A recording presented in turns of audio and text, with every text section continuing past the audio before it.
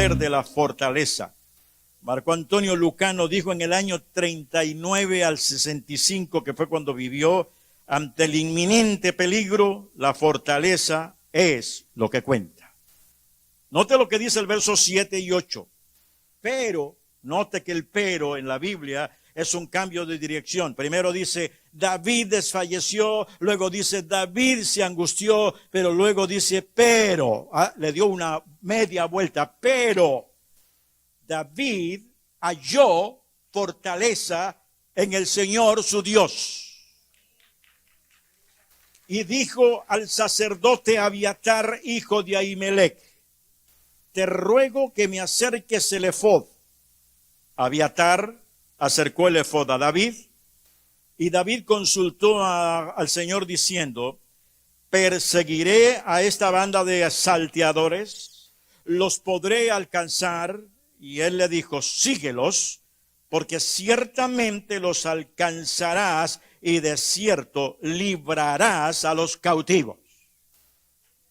La verdadera fortaleza del alma, amados, y el Espíritu de Dios viene para darnos esa fortaleza, es que cuando todo lo demás se nos cae, alguien nos dice, no temáis, yo he vencido al mundo. Oh, aleluya. El emperador Julio César, entre los años 100 antes de Cristo al 44, dijo, nada es tan difícil que no pueda conseguir la fortaleza. Ahora, ¿cómo consiguió David la fortaleza? Llamó al sacerdote y le dijo, tráeme el efod. ¿Qué era el efod? El efod era parte de la vestidura sacerdotal. Era como una especie de chaleco que el sacerdote se ponía cuando tenían que tomarse decisiones.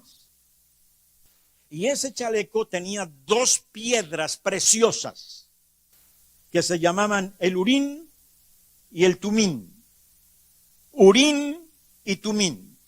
Cuando el sacerdote entraba, no se sabe cómo era que se hacía, pero cuando entraba al lugar santísimo para consultar con Dios, una piedra significaba sí y la otra significaba no. Así que cuando el sacerdote decía, Señor, ¿quieres que haga esto? Si la respuesta de Dios era sí, se encendía una de las dos piedras que significaba sí, y si se encendía la otra era no. Y él entró con el efod y preguntó, Señor, ¿quieres que persiga a esta banda de salteadores? ¡Pling! Prendió la piedra del sí.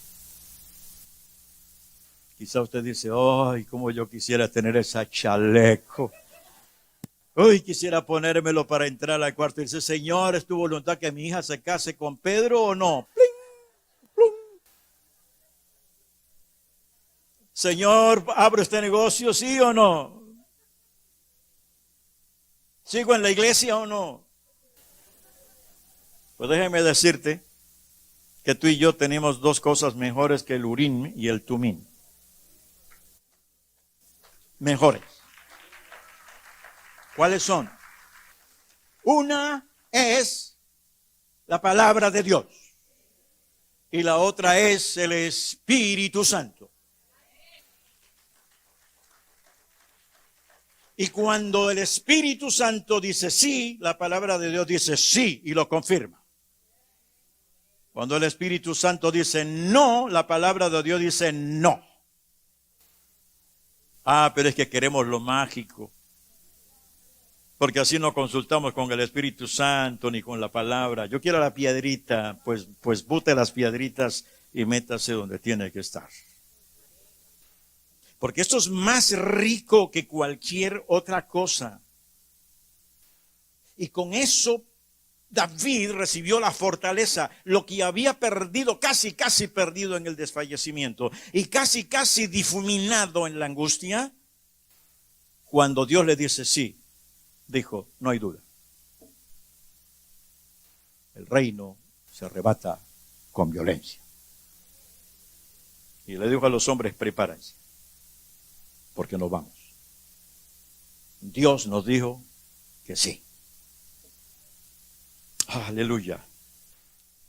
Note lo que sigue diciendo el pasaje a partir del verso 9. Partió pues David junto a los 600 hombres que lo acompañaron y llegaron hasta el torrente de Besor, donde se quedaron algunos.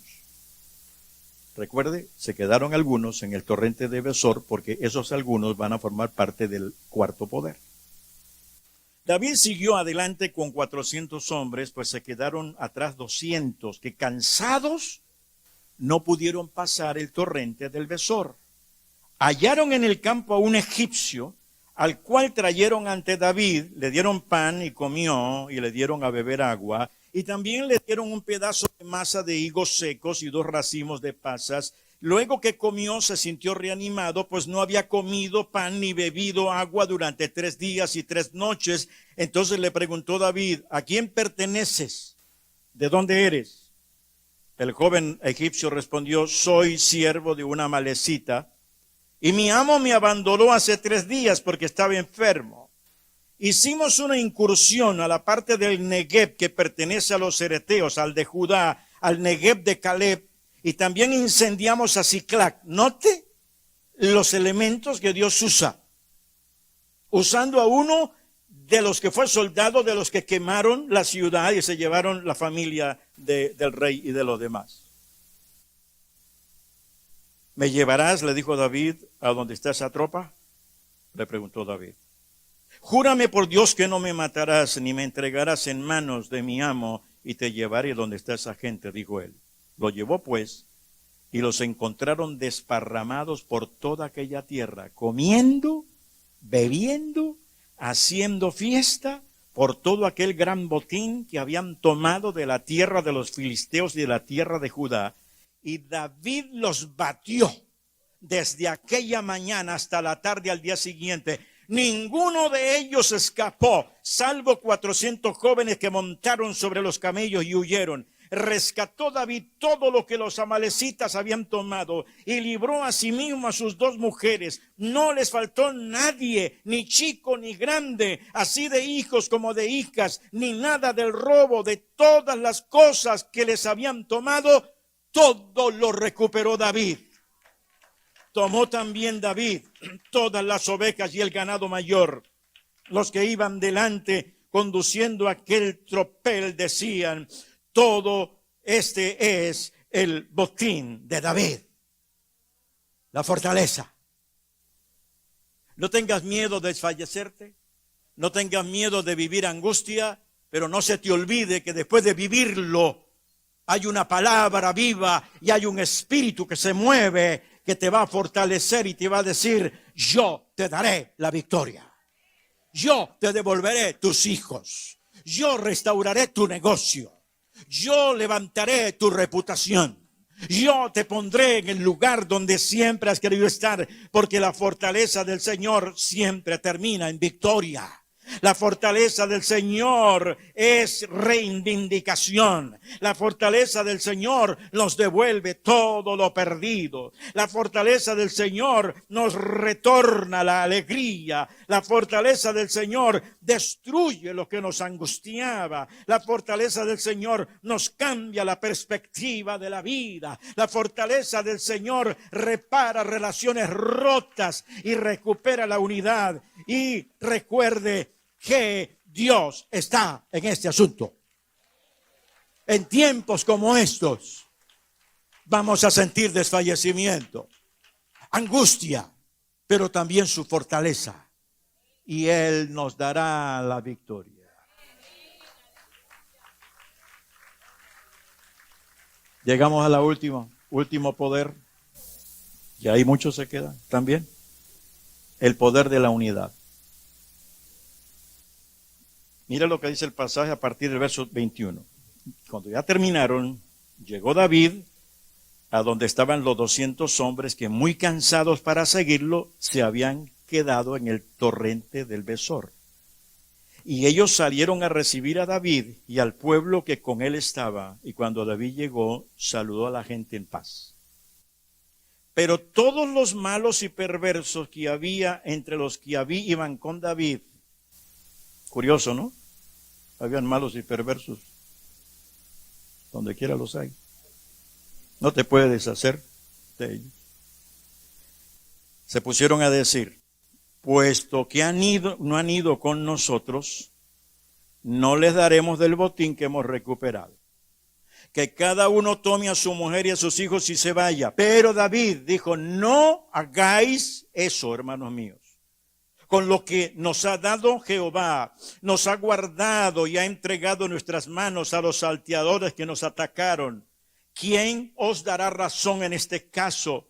Porque conforme a la parte del que desciende a la batalla, así será la parte del que se quedó con el bagaje. Les tocará por igual. Y desde aquel día en adelante fue esto ley y norma en Israel hasta hoy. Cuando David llegó a Siclac, envió parte del botín a los ancianos de Judá, sus amigos, diciendo, aquí tenéis un presente para vosotros, que hemos tomado de los enemigos de Jehová. Y se los envió a Betel, Ramot de Negué, Hatir, Aroer, Sifno, Estemoa, Racal, a las ciudades de Jerameel, a las ciudades del Ceneo, a los de Orma, Corazán, Atán, Hebroc y a todos los lugares donde David había estado con los hombres, porque él dijo, la victoria es de todos. Se parte el botín. Porque hay gente que quizá no puede experimentar lo que tú y yo hemos experimentado. Pero no podemos darle la espalda. Partes iguales.